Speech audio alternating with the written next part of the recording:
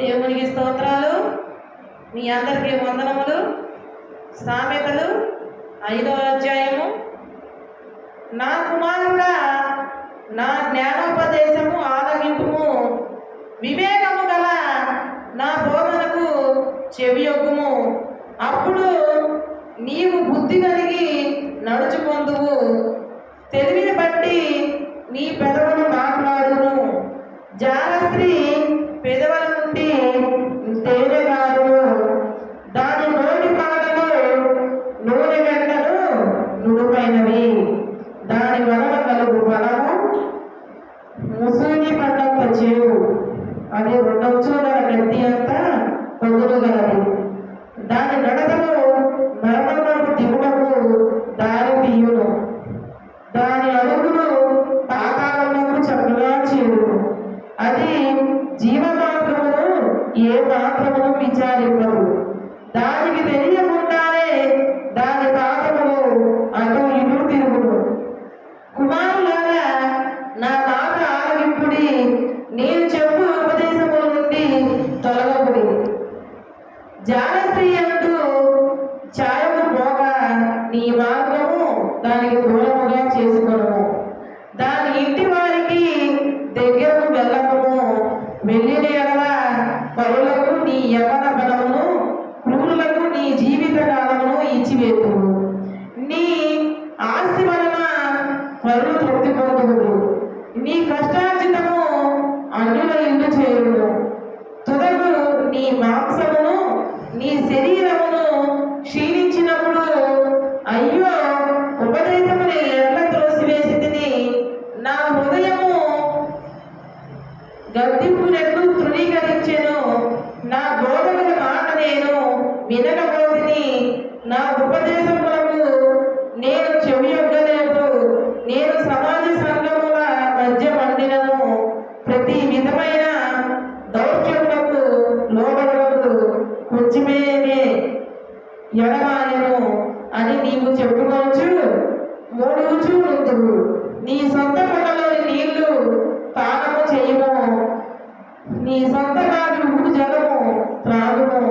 నీ ఓటలు బయటికి చెదిరిపోదును. వీధులలో అవి నీటి కాలువగా పారమగునా?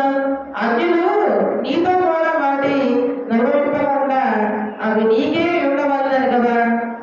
నీ ఓట దీవెన నొందును. నీ యవ్వన కాలము భార్యకు సంతోషమును. ఆమె అతి ప్రియమైన లేడి, అందమైన తుప్పి. ఆమె రొమ్ము వలన నీవు ఎల్లప్పుడూ తృప్తి నొందుదు. ఆమె ప్రేమ చేత నిత్యము బద్దడమై ఉండును. నా కుమారుడా, జారస్త్రీ స్త్రీయందు నీవెలా బద్దుడై ఉండువు. పరస్త్రీతో నీవెలా గౌరవించుకుందువు. నరుని మార్గము వలన యెహోవా యొప్పును. వారినందరినీ ఆయన గుర్తించును. దుష్టుని దోషములు వారిని చిక్కుల పెట్టును. వారు తన పాప పరాశముల వలన బంధింపబడును. శిక్ష లేని అతివాడు నాశనమగును. అతి మూర్ఖుడే వాడు త్రోవ తప్పిపోవును.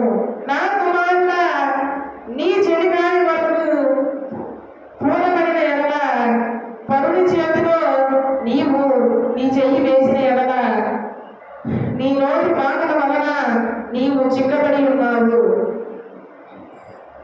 నీ నోటి మాటల వలన పట్టబడి ఉన్నావు. నా కుమారుడా, నీ చెలికాని చేత చిక్కబడితివి. నీవు త్వరబడి వెళ్ళి విడిచిపెట్టుమని నీ చెలికాని బలవంతము చేయుము. ఇలాగ చేసి తప్పించుకొనుము. నీ కనులకు నిద్ర అయినను, నీ కనురెప్పలకు పురుగుపాలైనను రానియకుము.